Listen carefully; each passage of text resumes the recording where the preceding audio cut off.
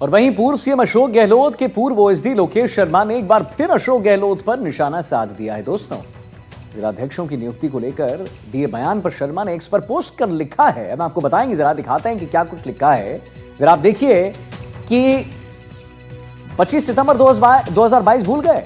अलाकामान की मंशा की बात, निष्पक्षता से अलाकामान तक का असली फीडबैक पहुंचाने देने की बात, पार्टी के प्रति वफादारी की बात। सुन लीजिए क्या कुछ लिख रहे हैं वो। पार्टी के प्रति वफादारी की बात, ईमानदारी की बात अब आपके मुंह से शोभा नहीं देती। ये कौन लिख रहे हैं? लोकेश शर्मा, जो पूर्व ओएसडी रहे। ही अब आपके मुंह से शोभा नहीं देती। पंचायती का ठेका तो सिर्फ आपने ही ले रखा है, और इस कदर अला दर्जों का झूठ कितना ही वो बोल लें, कितना ही परोस दें, पार्टी को गुमराह करने की कोशिश भी कर लें अगर चाहें तो, ये भी अगर चाहें, ये भी अगर कर लें पुरजोर तरीके से, और खुद को ठाड़ से आगे रखने की जुगत में जबरदस्ती की पंचायत कितनी ही कर लें। आगे वो लिखते हैं, लेकिन जिस प्लानिंग पर आप चल रहे हैं वो दूर की कौड़ी है, और आपकी असलियत अलाकमान, पार्टी नेता और कार्यकर्ता सब जान चुके हैं। तो लोकेश शर्मा, अशोक गहलोत के पूर्व ओएसडी ने ये सब लिखा है। और दिल्ली में जो बैठक चल रही है उसके बारे में बात करने के लिए हमारे इनपुट एडिटर सुशांत पारिक जुड़ गए हैं, जयपुर से लाइव जुड़ गए हैं। सुशांत, यहां पर दिल्ली पे एक बहुत महत्वपूर्ण बैठक चल रही है, बहुत चीजों पर, कई मुद्दों पर बात हो रही है। जरा एक विस्तार तरीके से सुशांत हमारे दर्शकों को बता दीजिए किन बिंदुओं पर बात हो रही है और क्या कुछ रिमाइंडर निकलकर सामने आ सकता है दिल्ली की बैठक के बाद।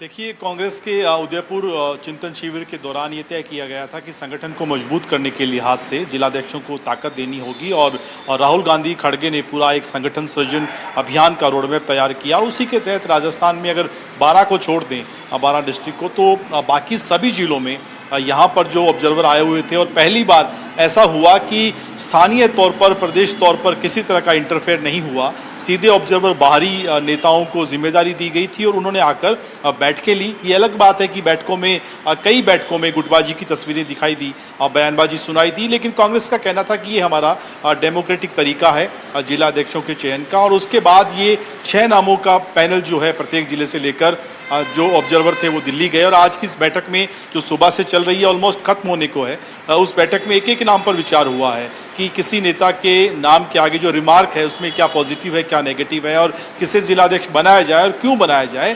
ये एक लंबा मंथन दिन भर चला। 1-to-1 चर्चा हुई केसी वेणुगोपाल और सुखजिंदर सिंह रंधावा, जो कि राजस्थान कांग्रेस के प्रभारी हैं।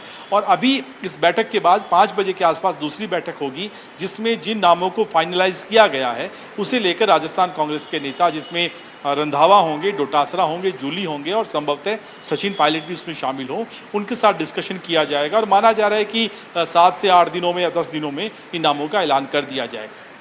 ऐसा पहली बार हो रहा है आदित्य कि आमतौर पर राजस्थान में जो जिलाध्यक्ष बनते आए हैं वो लोकल लीडरशिप के हिसाब से, उनकी सिफारिश के अनुसार बनते आए हैं, लेकिन पहली बार ऐसा हो रहा है। और ये केवल राजस्थान नहीं, देश भर में कांग्रेस का फॉर्मूला है।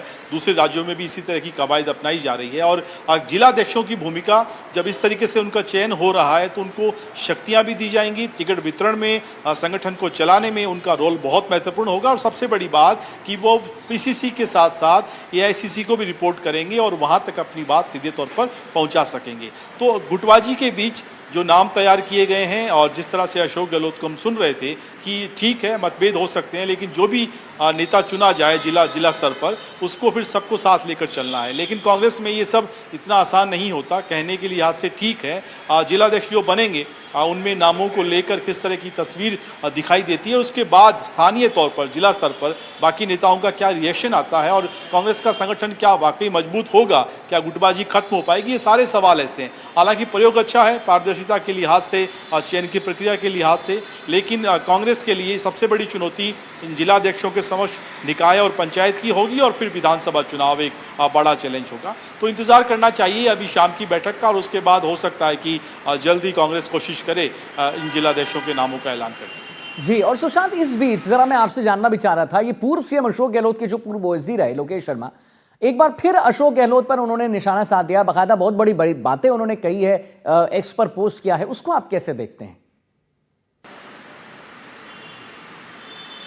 देखिए, हम देख रहे हैं कि लोकसभा विधानसभा चुनाव के बाद जब से राजस्थान में कांग्रेस की सरकार गई है, तब से लेकर अशोक गहलोत के कोई भी बयान हो, लोकेश शर्मा की टिप्पणी, उनका ट्वीट, एक्स पर पोस्ट उनकी जरूर आती है और उसी कवायद के तहत वो आज अशोक गहलोत के उसी बयान को एक तरीके से बता रहे थे कि कैसे 25 सितंबर की जो घटना हुई थी उसमें एआईसीसी की पार्टी आलाकमान की मंशा को नहीं माना गया, बैठक नहीं हो पाई थी विधायक दल की। और अशोक गहलोत हालांकि आज कह रहे थे कि ये राहुल गांधी और खड़गे का जो विचार है इसे इम्प्लीमेंट किया जाना चाहिए मजबूती के साथ। कांग्रेस देश के लिए बहुत ज़रूरी है और आलाकमान का आदेश मानना बहुत ज़रूरी है।